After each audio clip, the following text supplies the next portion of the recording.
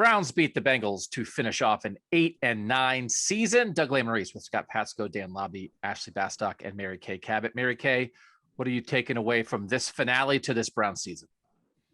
You know, there wasn't all too much to take away, I don't think, from this particular game, because as we know, they played a lot of the Bengals backups. But my reigning takeaway, I think, from the season is that the Browns are in really good shape on defense. I think Browns fans can get excited about this defense. I think they should be proud about this defense. And I mean, even Jadeveon Clowney today, the way that he played, of course, he had a few dollars on the line. So that was some incentive for him to get another $250,000 today for 2 more sacks.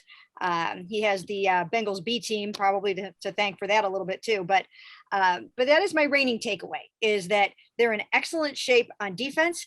And now, as we know, from, I reported this morning that they are planning to move forward with Baker Mayfield as their starting quarterback. At least that's the initial approach to the offseason. And they have a lot of work to do in that passing game. Scott, what'd you think? Anything learned from today? I learned that fourth preseason game, they knocked off the schedule to add the 18th week. This was really that fourth preseason game that we didn't get all those months ago. It was backups against backups for a lot of it. It was backup quarterbacks fumbling the ball. It was not great football, but I think just like any preseason game, it's just nice to win, and it was nice for them to win this and go out with maybe some better vibes than they would have otherwise.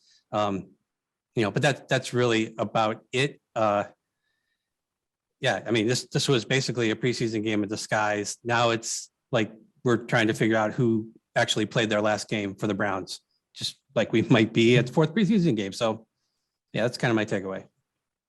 Ashley, you joined the beat midway through this season. This is the end of half year for you. What'd you think?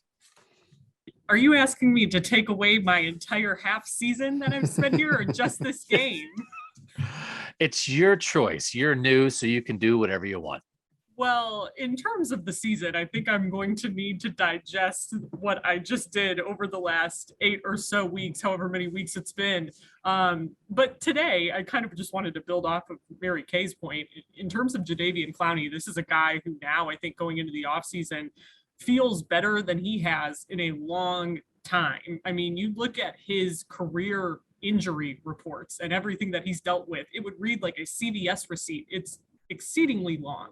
And to hear how well he feels going into this offseason, I think, like we talked about on the podcast this week, if the Browns can find a way to keep him, I think they would certainly be open to that. I think he thrived here. I think he's had a bit of a career resurgence here. And like Mary Kay mentioned, he got $250,000 out of today by getting those 2 sacks as well. So overall, I think just a really, really good year for him, who ultimately he was a guy who was a low risk, high reward kind of type of deal when they signed him. And he made that worth it for the Browns this year.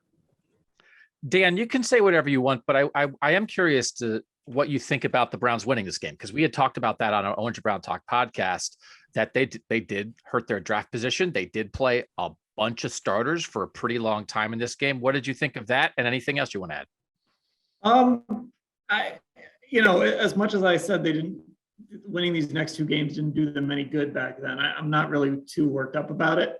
I think they'll be able to kind of get who they want to get. Obviously, look, you like better draft position. So, I don't know if we're going to be sitting here in April saying, man, I wish they were 2 spots higher. Sometimes that happens, but I guess we'll find out.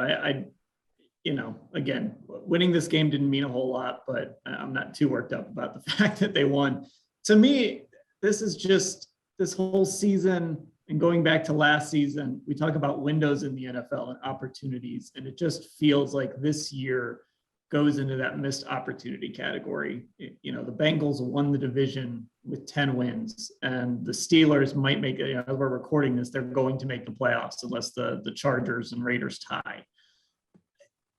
The Browns should be a playoff team. The Browns should have won their division, and instead they're going to be sitting at home watching the playoffs. And there were some reasons on the outside it happened, COVID, injury, all of that, but they had a real opportunity to do something this year, and they didn't do it.